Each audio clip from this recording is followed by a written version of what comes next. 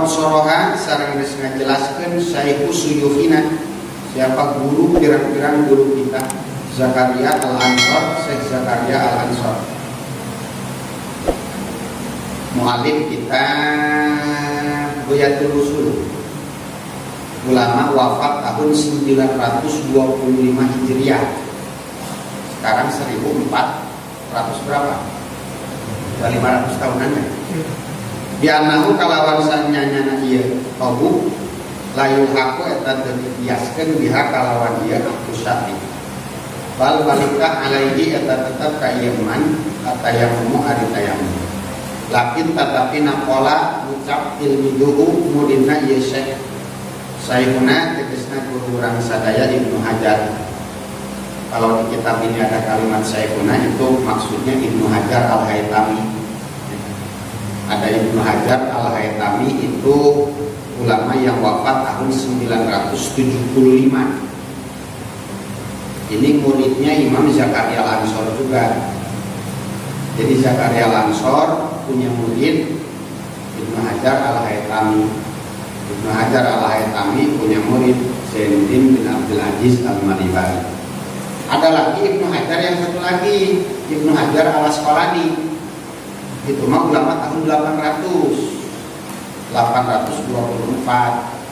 Itu mah barengannya sama Jalaluddin Al-Bulkin, barengannya sama Syekh Jalaluddin Al-Mahili. Tuh Ibnu Hajar Al-Asqalani, beliau lebih terkenal ahli hadis. Kalau Ibnu Hajar Al-Haytami lebih terkenal ahli fikih.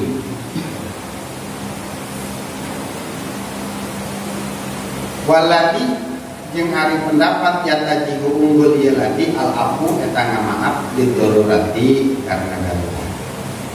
Puasa disuha wallahu a'lam bishawab.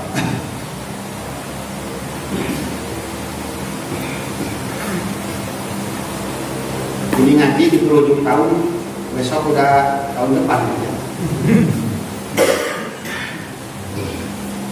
Makanya kayak orang bakal ngaji 2 tahun berturut-turut. Ikuti. Nanti malam ada jadwal ngaji di Bogor Kota. Biasanya itu selesai jam 12. Kemarin diliwat ke ngaji jam 12:15 supaya saya ngaji 2 tahun berturut-turut. Habis itu nginep sebab membalik sarojeng bunuh diri. Jalan pasti macet kalau tahun baru. Kayak kita mah udah apa ya? Pemajikan geus boga, anak geus boga, imah geus boga. Ngapain lagi tahun baruan? Lihat orang bakar kuil. Rukun wudu yang keenam, yang kelima itu ghuslu rijlain, atau diibaratkan lagi ghuslu rijlain, membasuh 2 kaki. Pertama harus ghuslu. Sering dibahas yang disebut ghuslu itu harus ada air yang mengalir, tidak cukup kalau dilap atau diusap. Dan yang penting ada air kena kepada kaki. Bisa kaki kita datang ke air didatangkan kepada kaki kita, sama saja. Atau kaki dan air bertemu di satu tempat. Seperti kita lagi di motor gitu, hujan gede, buka sepatu, keluar kaki, tuh air hujan datang kaki kita, itu pun jadi. Air datang kepada kita bisa oleh kita sendiri atau dibantu sama orang lain. Bahkan asal muasal wudu Rasul gitu membasuh kaki sementara airnya dikocurin sama malaikat Jibril. Ya, membaca mengingatkan istilah. Tuh, kalau orang imannya udah sekelas Nabi, malaikat Jibril hikmat. Ya, malaikat Jibril hikmat. malaikat Jibril anu pegang poci ngucurkeun air kepada kaki baginda Nabi pada saat berwudu. Subhanallah.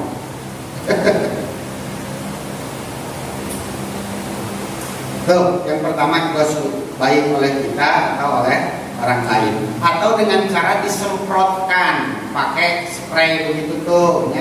Alat spray semprotkan karena kaki, habis itu pada saat air sudah banyak di kaki baru kita sebarkan, diusap pakai tangan, itu pun sudah ada jilid di sana.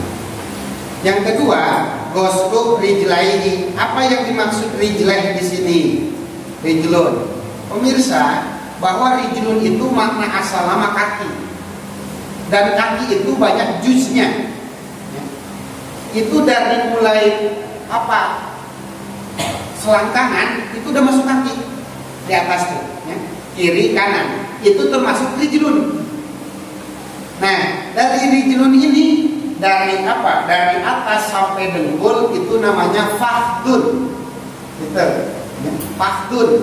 Makanya gini ngaya bahasa anar bi fakhdaiha. Neraka ada pada kedua belah pahanya. Maksudnya paha gitu.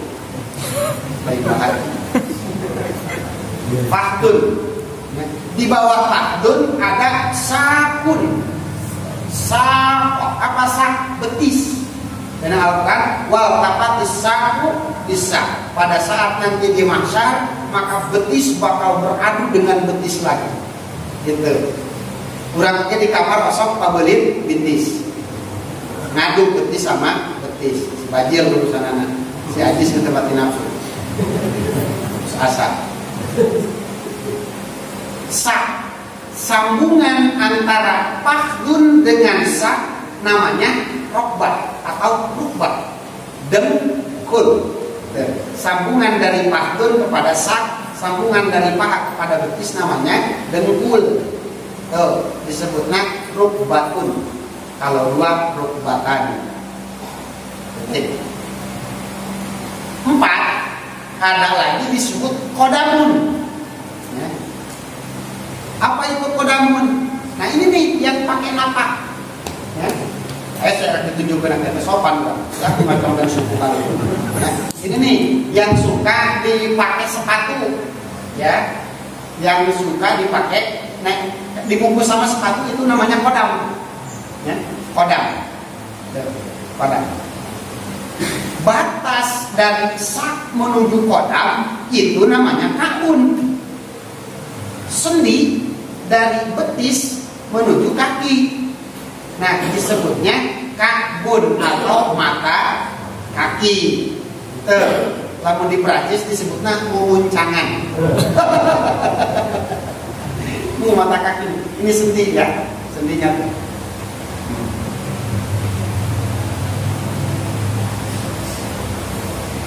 Kuli kaki muncangan. Terus dari situ ada lagi di ujung namanya itu asobiur rijlen, jari-jari kaki.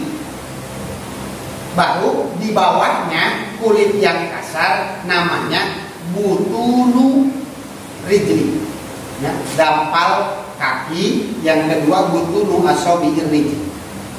Nah, itulah organ yang ada pada kaki. Kemarin tangan udah ya, sekarang kaki. Maka di ayat Al-Quran mengatakan wa arjulakum, basuhlah oleh kalian arjulakum, kaki kalian. Maka ini majaz mursal mimbabi itlaqil kul wa iradatil juz. Allah sebutkan kaki, tapi yang harus dibasuh bukan seluruhnya kaki, melainkan sebahagian juz dari kaki, yaitu kodamun sampai ke kakbun. Tuh, dari mulai bawah sampai mata kaki. Korenah maknawiyah, dalilah Kangjeng Rasul gitu. Wamsahuna wa arjulakum ilal ka'bain. Gitu. Itu tak ilal ka'bain intinya jadi kain bahwa tidak semua kaki yang harus dibasuh, melainkan hanya sebahagian kaki. Titik. Dua kieu. Geus dibahas di heula oge. Dina Al-Qur'an dibahasakeun ilal ka'bain. Maksud ilal ka'bain intinya aya ma'al ka'bain. Jadi ilah dimakna ma'a. Kenapa? Karena lafaz ilah maknanya intihaul goyah. Dan intihaul goyahnya ilah ieu mutlak. Bisa sebelumnya pas datang pisan. Kemarin udah dibahas. Akal tuh sama kata ilah roh sihat. Saya makan ikan ilah roh sihat cuma sampai kepalanya. Jadi dari ekor ke kepala. Kepalanya mah kagak dimakan. Gitu. Ya intihaul goyah. Ayat deui nya naon muntahal intihad nya eta lafaz hata. Akal tuh sama kata hata roh sihat. Saya makan ikan hata roh sihat berikut ya, sampai ke harta rosia sehingga kepalanya. Tuh, biar tahu dulu. Tapi di mana-mana sarua jeung makna, maaf saya makan ikan beserta kepalanya. Siapa yang suka begitu? Satu, kucing. Ya, nomor kedua, santri. Nah, makanya di dia bikuli kabin basuh kaki beserta mata kakinya. Yang ketiga min kulli rijlin dari setiap kaki. Artinya kaki yang kiri, kaki yang kanan itu dibasuh kedua-duanya. Yang kedua, jika ada orang memiliki kaki lebih dan bentuknya juga kaki, maka ketiga-tiganya harus dibasuh. Ari eta ona suku nanti nu sebab boga anak panjang eta mah suku Majaji. Ya. Kalau saya termasuk anak tilu maka yo yang tidak berkah. Eta mah Majazi itu mah lain suku Atet. Ya. 5. Wajib juga membasuh segala sesuatu yang ada pada kaki. Kalau di kaki ada bulu, maka bulu harus terbasuh. Kalau di kaki ada kutil, maka kutilnya juga harus dibasuh. Panjang kutilnya, wa intola, walaupun kutilnya panjang. Yang ketiga, kalau di jari kaki ada lebih, misalkan itu jari kakinya itu ada 6, ada 7, maka kesemuanya itu harus dibasuh. Yang kelima, pada kaki yang dibasuh ini adalah semua yang zohirnya saja. Bagian kaki yang zohir itu yang wajib dibasuh. Mana yang zohir? Adalah kulit luarnya kaki. Kalau di jari itu pas berbatasan dengan kuku, maka kulit yang berbatasan dengan kuku itu yang zohir. Kalau sudah tertutup kuku itu batin. Sehingga bagaimana kalau ada kulit di bawah kuku tapi tidak nempel dengan kuku, seperti kuku kakinya panjang, ya, kuku kakinya panjang, maka itu kulit di bawah kuku termasuk kulit zohir. Jadi harus dibasuh dan terkena air, atau kukunya digunting sekalian selesai. Ya. Makanya arikana suku-suku mau udah dipiara parabe pada saat kita wudhu mesti dimangap-mangapin ke kulitnya. Barina di makasepan moal yang miara kuku ieu. Pakai mobil nggak bisa, kalau kuku tangan sih bisa. Berikutnya, au masbuk khufaihima disurutihi, atau memang bisa bukan membasuh kaki, tapi kalau orangnya pakai mujah, pakai sepatu, itu bisa dengan cara mengusap sepatunya saja. Namun tidak semudah itu, ada syarat dan aturannya, nanti akan dibahas. Kalau sepatu di daerah kita yang terbuat dari bahan yang tembus air, atau di depannya pakai tali, maka itu mah sama sekali tidak bisa dipakai praktek masulho. ya. Sebagai gambaran aja, hub yang boleh diusap dari luar itu adalah hub yang satu tidak tembus air, yang kedua tidak menggunakan tali, dan yang ketiga melewati mata kaki. Sebagai anggaplah kaos kaki tina karet, semacam kaos kaki tina karet, atau mami kondom Arab,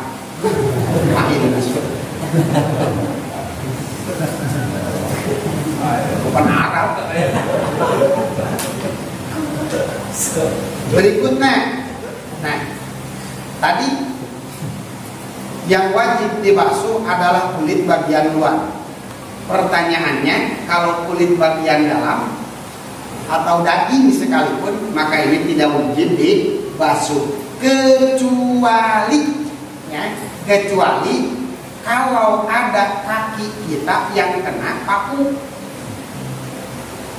Kecuali kalau kaki kita kena batu lantas sobek. Begitu kita mau wudu, itu belah si kaki, belah luka, nampak kelihatan.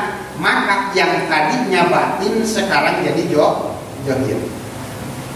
Gitu. Makanya jangan mau luka. Sebab kalau luka itu wajib dibasuh ke dalam-dalamnya. Bahkan bila mana ayah orang celaka, misalkan kakinya, kulitnya ke kakupas, kaseren dina motor serot, kulit kakinya nyoleket kabeh, tinggal dagingna we. Kumaha kalau dia tidak diperban, maka wudu wajib. Air dikenain ke dagingnya itu. Kecuali kalau jika air kena, satu bakal nambah penyakit atau memperlambat kepada sembuh, maka boleh diganti bayang. Berikutnya, laon dakhalat syauqatun birijlihi wa zuhara ba'duha wajaba qalbuha wa ghuslu mahaliha li annahu sara fi hukmi zahir. Saya kasih gambaran orang yang kacugak. Masih kacugak? Minjak pakunya. Minjak. Apa tuh? Orang luka karena menginjak paku. Disebut apa?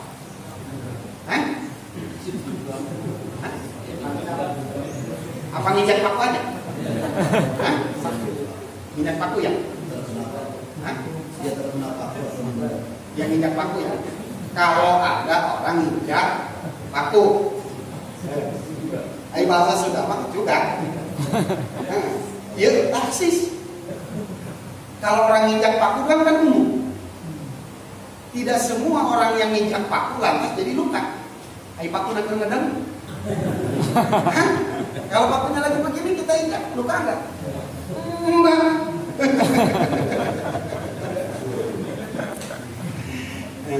Tapi ya mah jadi mimba bijit laki lazim bagi laki saya wa yurati lazimihi.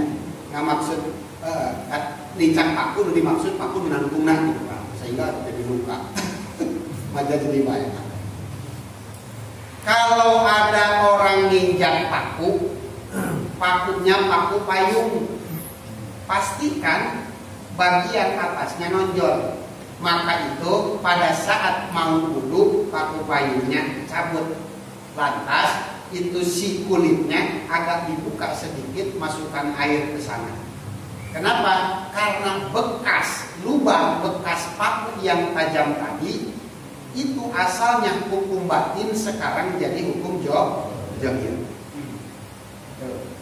Dua, ini statarat puluhan. Tapi kalau paku-pakunya tembus semua, seperti karena paku yang kecil, paku triplek, begitu keinjak dibawa lari, tembus semua. Maka ini pada saat mau wudu biarkan saja di dalam, jangan wudu dicabut. Kita wudu aja dulu. Baru habis wudu dicabut. Gitu. Jangan seperti ini. Jangan kita cabut dulu sebelum wudu. Nanti ada ada risiko. Kenapa? Harus basuh daging dalaman bekas paku tadi. Kenapa? Kan dihukul batin air, kan dihukul jodoh sekarang. Jadi caranya begitu. Kalau terus peluk yes. Tapi ya kerdina lamun ya garis-garis undang-undang dasarnya seperti itu. Tetap dina ending timbul pertanyaan, bagaimana kalau seandainya ini air dimasukkan ke dalam bekas luka tadi, satu bisa mengakibatkan lukanya bertambah atau minimal memperlambat kesembuhan, maka lamun dia bisa basuh kaki diganti ku tayamum. Diganti ku tayamum. Tayamum mana? Tayamum si kaki. Wajah dibasuh, tangan dibasuh, kepala diusap. Terus kaki yang kena paku, kaki kiri, kaki kanan tidak. Ya kaki kanan dibasuh. Itu. Terus kaki kiri yang sehat, yang tidak kena paku, ya dibasuh. Baru yang tidak bisa kena air, bekas paku tadi tinggalkan. Setelah itu kita tayamum. Jadi tayamum tadi bukan mengganti keseluruhan wudu, tapi mengganti beberapa area yang tidak bisa kena air. Tuh. Karena kia. Prinsip tayamum itu untuk mengganti sesuatu yang tidak bisa kena air, baik secara keseluruhan atau sebagian. Ya, ini prinsip tayamum. Dina bakal dibahas diharap dina masalah tayamum sohibul jabair, tayamum orang yang diperban. Tayamum bisa mengganti wudu secara keseluruhan. Contoh, orang tidak bisa kena air sama sekali. Kenapa? Airnya kagak ada. Maka orang yang tidak ada air sama sekali pada saat dia mau wudu, maka bisa diganti dengan tayamum. 1. 2. Air ada. Orangnya boleh kena air, tapi ada luka. Misalkan di tangan. Kalau kena air bisa mengakibatkan 3, misalkan 1, tangannya mesti diamputasi. Ayat gitu? Ya. 2, bisa menghilangkan nyawa. 3, bisa memperlambat kesembuhan. Maka jika ada yang 3 tadi atau salah satunya, itu sudah masuk udzur tayamum. Tangan yang luka tadi tidak usah dikenai air, tapi diganti dengan tayamum. Basuh wajah, basuh tangan yang sehat, tinggalkan yang luka, baru tayamum dulu. Tayamumnya usap wajah, usap 2 tangan dengan tanah yang ada debunya. Baru setelah itu lanjutkan usap kepala pakai air lagi. Lanjutkan basuh kaki pakai air lagi. Ini tayamum yang menggantikan tangan yang luka. Disebutnya tayamum menggantikan sebahagian juz anggota wudu. 2. Contoh deui nya, contoh. Si emong misalkan habis berantem sama bininya dicakar. Konggongna. Emang apa ajis? Ajisnya? Ajis. Oh, bajir. Ya, baru ke air gitu. Punggungnya kena luka, cakaran dalam beracun. Makanya dalam kondisi junub. Mau mandi junub kan seluruh tubuh harus terkena air. Ini kalau kena air, kata dokter, 1 bisa berakibat kehilangan nyawa. Atau ini bisa memperparah sakit. Atau memperlambat kesembuhan. Bagaimana? Jangan paksakan air pada saat mandi junub kena pada luka tadi. Tapi gimana? Mandilah, mandi junublah, kenakan semua air pada kulit yang aman. Begitu yang bekas cakaran tadi, maka tinggalkan. Apakah selesai mandi junubnya? Belum. Boleh sholat? Belum. Bagaimana cara menyelesaikannya? Maka ganti kulit yang tadi belum kena air dengan tayamum. Jadi jegur mandi heula, katanya. Dia tutupan. Mawar udah kena cair. Baru habis itu kita tayamum.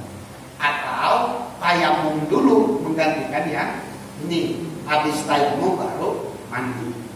Itu tak. Makanya bejaan bajil ulah galak teuing. Atau cakar deh. Tuh, itu tayamum tuh. Jadi kalau ada luka, ada apa, bisa diganti dengan tayamum. Jangan ganti tayamum semuanya. Usinan kieu udah pikiran. Berhubung kakinya luka, misalkan kena beling. Ya, kena beling. Terus kalau kena air ini bisa memperlambat kesembuhan. Wah, gimana nih? Udah boleh tayamum? Boleh. Ujungnya tegala wudu. Langsung tayamum kieu. Gimana itu? Itu mah kagak sah. Kenapa? Wajah masih sehat, boleh terkena air. Tangan nggak ada masalah, harus kena air. Begitupun kaki pun sama. Kalau kaki yang sehat basuh pakai air. Hanya yang bagian luka yang ditinggalkan itu masih sahih. Nanti diganti dengan tayamum. Ulah salah kaprahnya, ulah salah dia. Waduh, kaki saya diperban, jadi saya boleh tayamum nih. Ya boleh, ujungnya tayamum ini. Itu mah kagak sah. Ya. Jadi tayamum nanti kena wudu semaksimal mungkin pada anggota-anggota wudu yang bisa terkena air. Baru yang tidak bisa terkena air diganti dengan tayamum. Jadi berikutnya, lao tanafat kopi rijlin aw ghairihi lam yajib ghuslu batinihi malam yatasyaqqaq.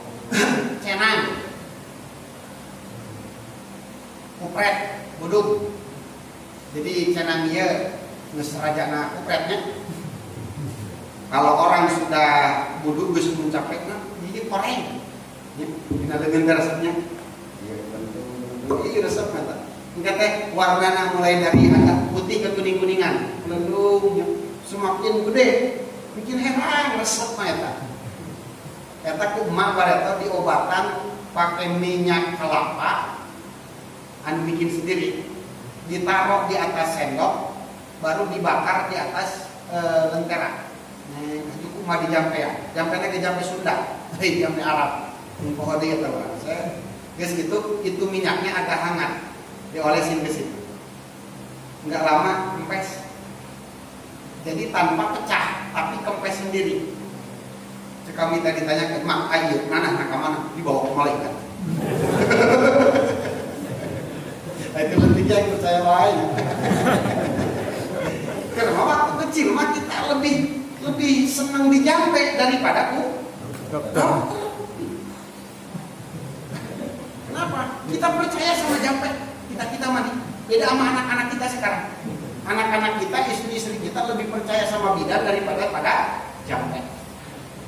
Nah, kalau ada di kulit melentung, bagaimana itu? Itu termasuk johir apa batin? Maka yang melentung itu masuk johir. Jadi wajib dibasuh luarnya saja.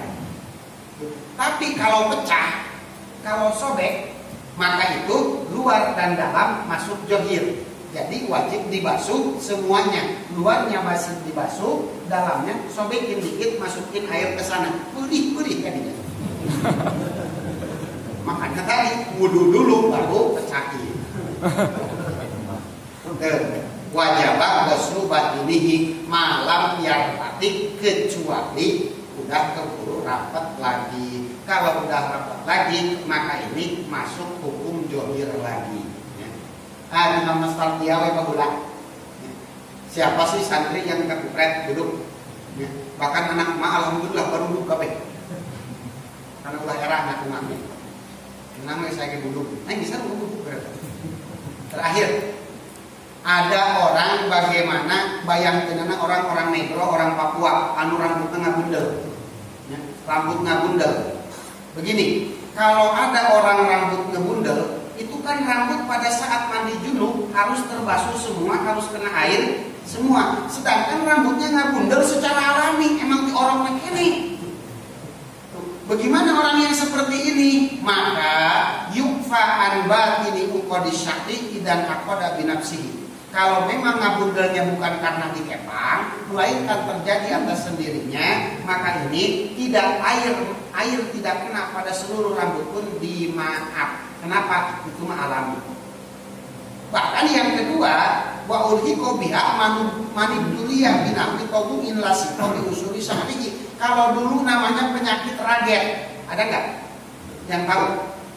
Raget itu gatal terus koreng di kulit kepala, lama kelamaan jadi tebal, ya, kokos kerak. Apa namanya sih? Hah? Apa namanya? Campak, japak, japak. Di kepala. Orang koreng kita teh gede, jadi kos ieu we kosna mas kerah. Tebal, ya. Sengit teh. Itu kan bukan kulit. Ya. Lain kulit, tapi ieu naon? Cangkang tina luka mana anu mengering. Itu. Sehingga kabentuklah permukaan pengendapan eta.